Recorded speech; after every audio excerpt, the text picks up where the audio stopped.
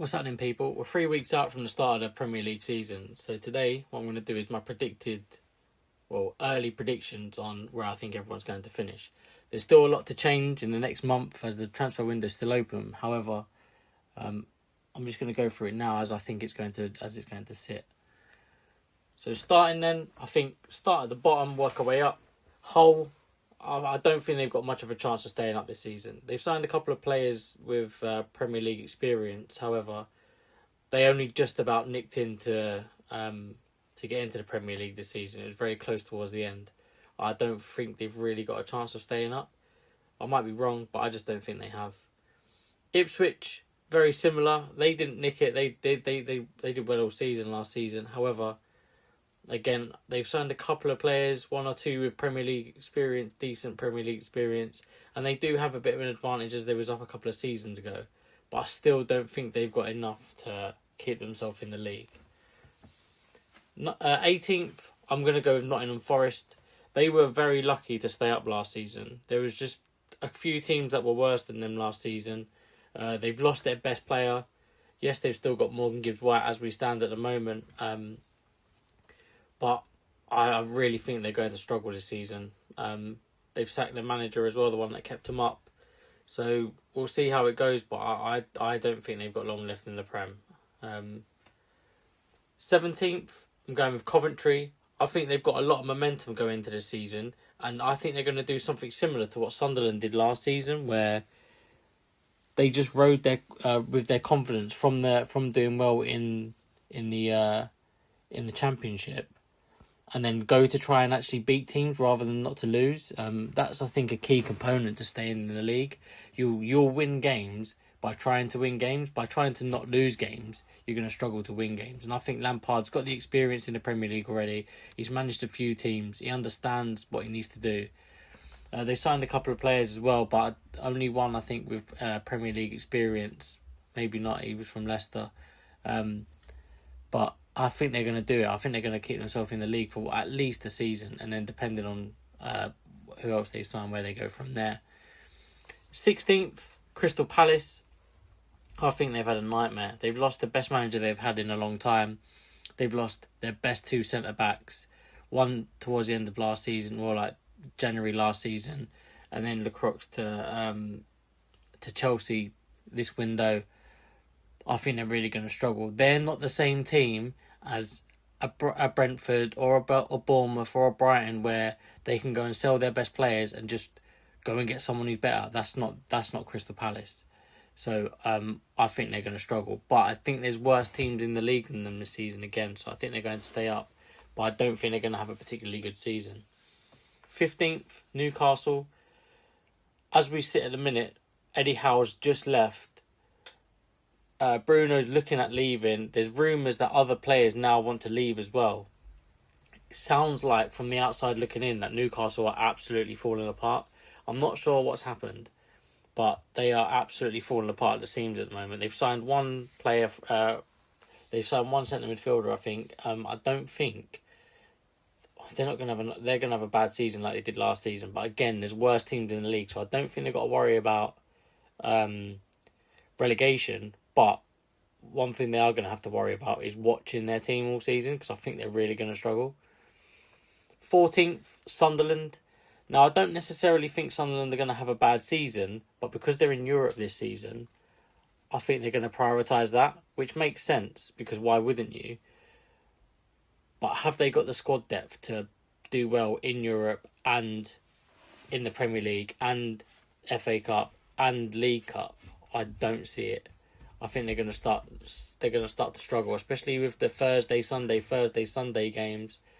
They're going to, I think, especially towards the latter end of the season, I think they're really going to struggle, depending on how well they do in various cups they're in. Next, Leeds in 13th.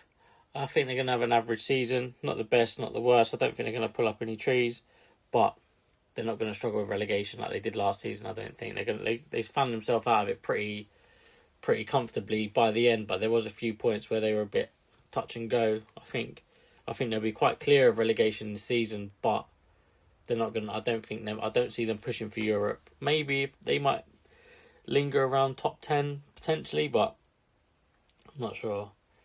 12th, Everton.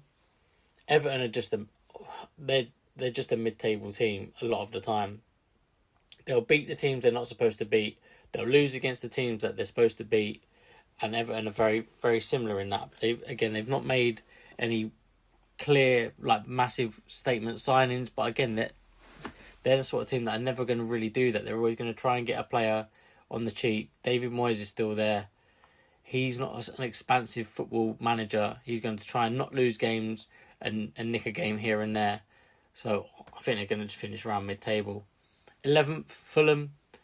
Yeah, again, it's very similar to Everton. They lost their manager, who was a good manager for them. They've lost a couple of players, but I think they're still just going to finish around mid-table. Bournemouth, I think they're going to finish 10th. I think the bigger boys are going to actually have better seasons this season. You've got teams, which I'll go to on in a bit, which they finished above last season, which I don't think they're going to finish above this season. And again, I think they might be in Europe, I'm not sure. If they are, they're going to struggle with... I'm pretty sure they are. They're going to struggle with squad depth as well, with the amount of games they're going to have to be playing. 9th, Brentford.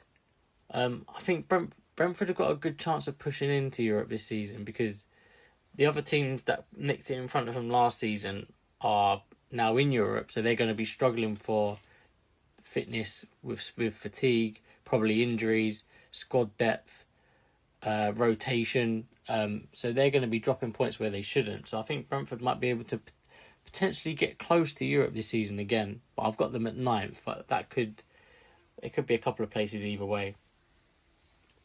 8th, Brighton. Brighton are always up there now, like around the edges of Europe. They are a good team. They've lost a couple of important players, but they never seem to let that affect them. So I've got them just touching into the Conference League this season. 7th, I'm going to go with Tottenham. They've made some massive signings this season. They've got De Zerbi as a manager. Everything's looking up for them. They've got no Europe, just in the cups. They've got quite a lot of squad depth now and good competition for places. I think it's going to take a few games, maybe a few months even, for the whole team to click the way he's going to want them to, like playing in the Premier League. It's all well and good playing